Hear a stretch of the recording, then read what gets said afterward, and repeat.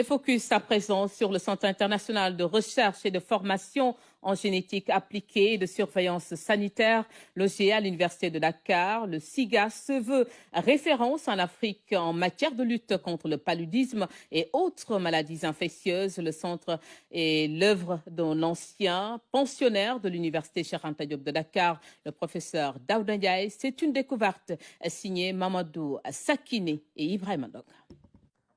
Le fruit d'un acte citoyen, l'empreinte d'un pur produit de l'Université Cheikh Anta Diop de Dakar. Le voici, le professeur Daouda Ndiaye. Le Centre international de recherche et de formation en génomique appliquée et de surveillance sanitaire voit donc le jour après plusieurs années de construction. C'est le premier du genre au Sénégal. Mais comment est né ce projet? Ce projet est né d'une pensée citoyenne.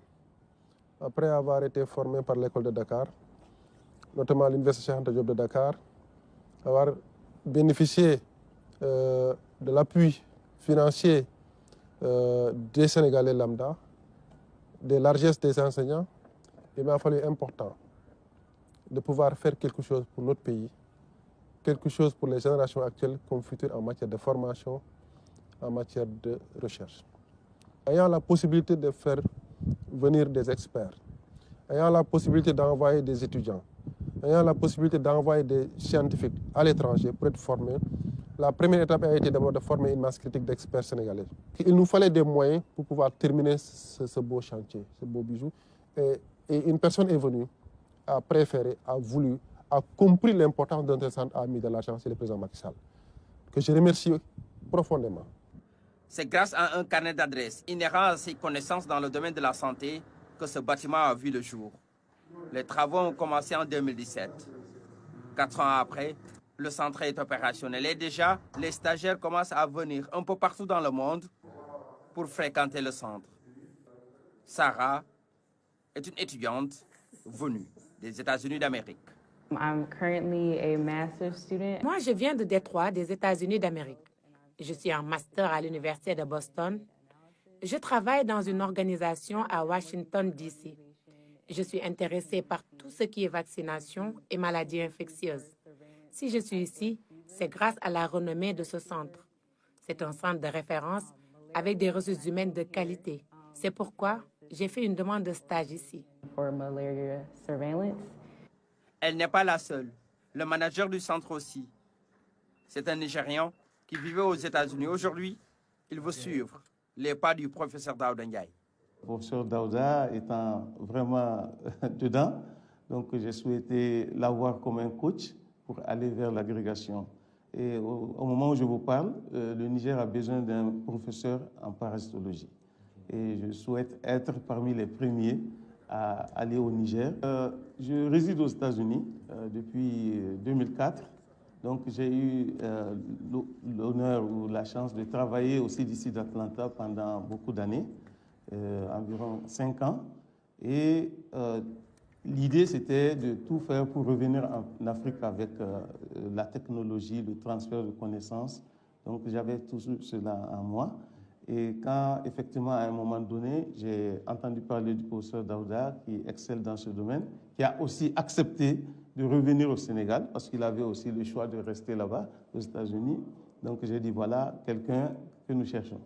Des investissements lourds ont été consentis pour la réalisation du centre. L'équipement de cette salle a coûté près d'1 milliard de francs CFA. À l'intérieur, des produits de l'Université Cheikh Anta Diop de Dakar qui ont fréquenté de grandes universités américaines. Nous sommes responsables de l'identification des agents pathogènes qui circulent et également des mutations qui sont au niveau des cellules cancéreuses et également au niveau de l'espèce plasmodiale, responsable du paludisme. Donc ici, on fait de la surveillance de l'ensemble des pathogènes. Donc, l'exemple que je peux donner avec ces machines-là, vous savez, dans le cas de Covid, c'est le même système que les Chinois ont utilisé pour détecter le virus. Au début, ce n'était pas connu. Donc on fait la même chose. Donc nous, depuis 2014, nous faisons de la surveillance tous les jours. Donc on prélève des échantillons des patients où on ne connaît pas qu'est-ce qui se passe réellement, qu'est-ce qu'ils ont. Mais ce qui est sûr, c'est qu'ils ont de la fièvre.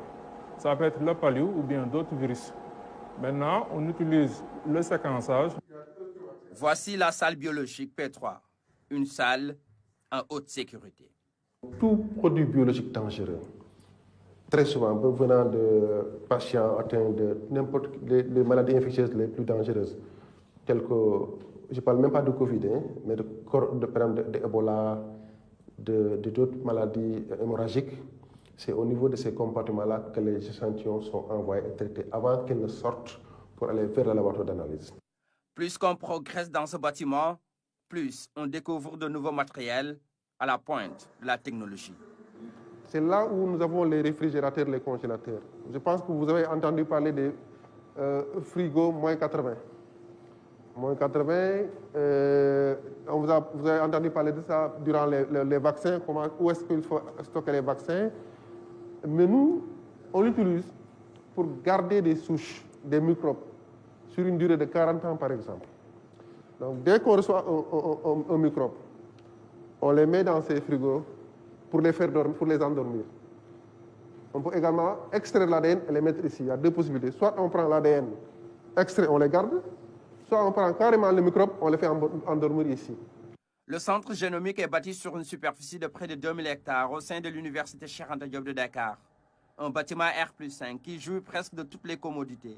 Seul objectif, faire de Dakar un hub en Afrique en matière de lutte contre le paludisme et des maladies infectieuses. La carte sanitaire de Cambarène